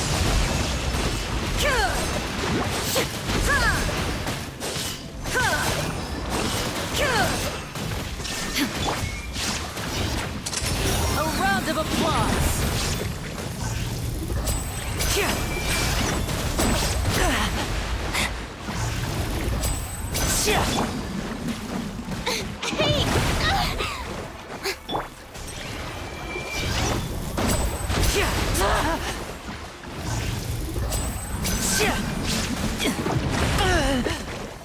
Now disappear.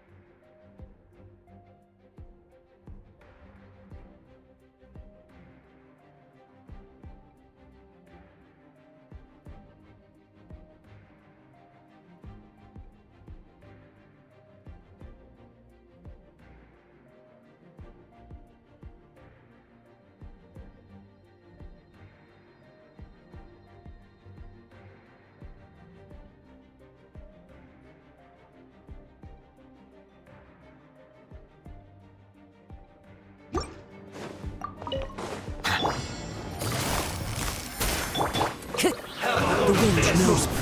Be a killjoy! We've only just begun. Bow your head. Looks like I went too far.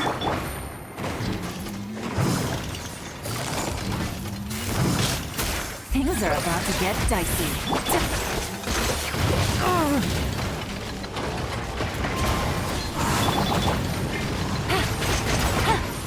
Quietly now. Let the mighty be humbled. An oversight on my part.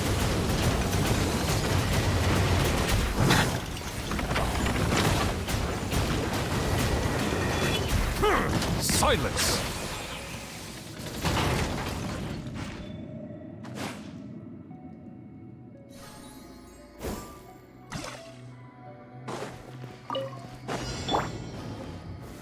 Stabilize! I will have order! Time to shine! Shine down!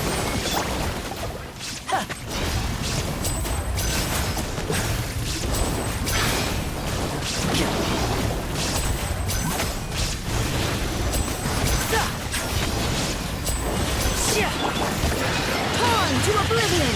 Illusion shattered!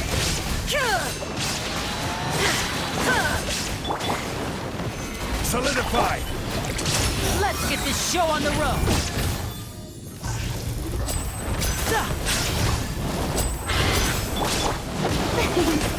The show begins!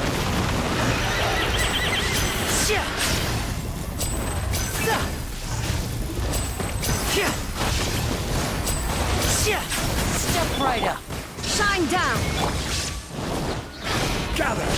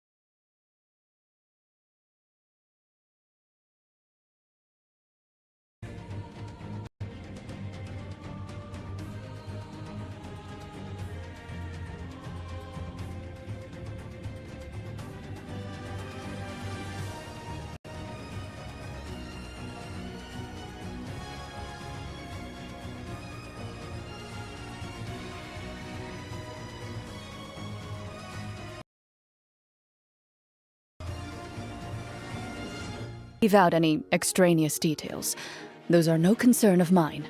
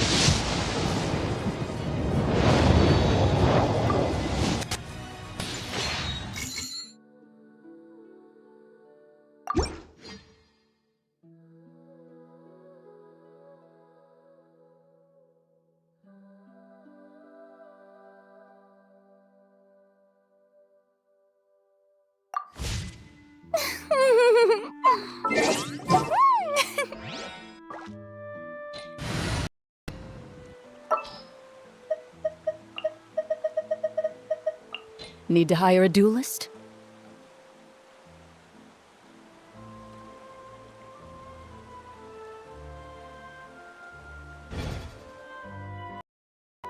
Into the shadows.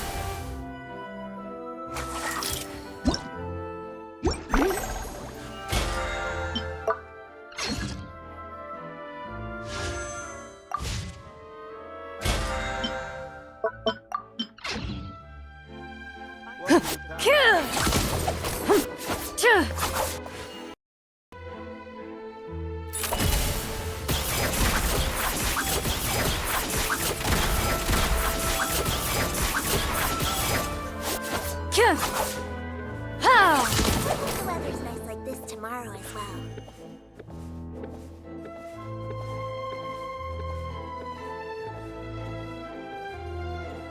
I have to keep an eye on the deployment of guards at all times.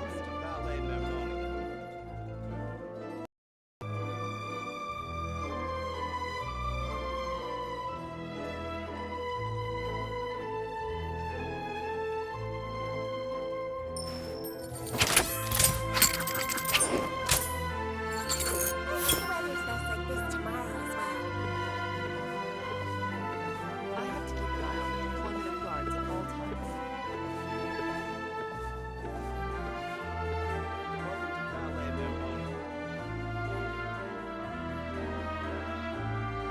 In my role as champion duelist, my opinion for when I'm ready.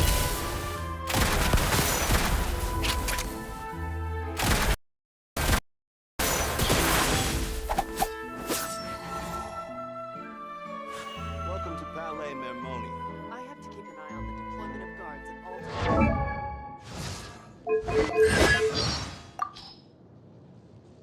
I've faced many. Good night. I'll be heading to bed as soon as I've completed my nightly weapon maintenance.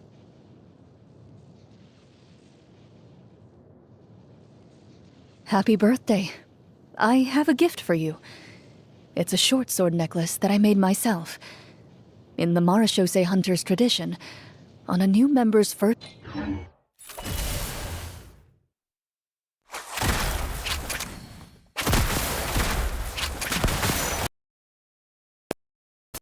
This tomorrow is